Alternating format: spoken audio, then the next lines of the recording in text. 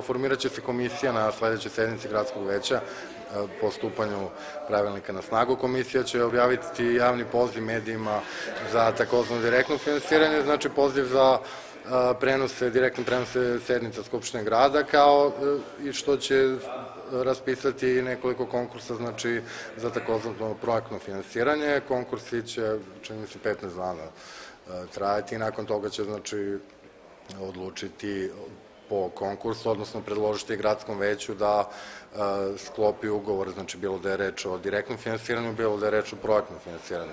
A što se tiče, znači, jedne druge stvari, takozvanog pravnog vakuma,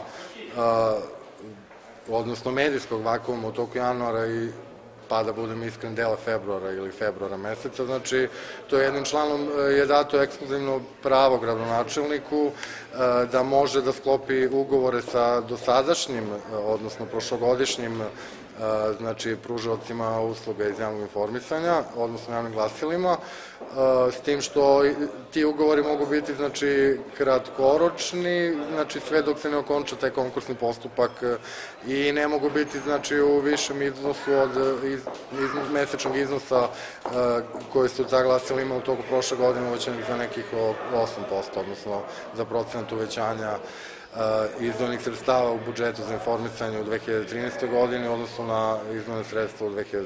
godini.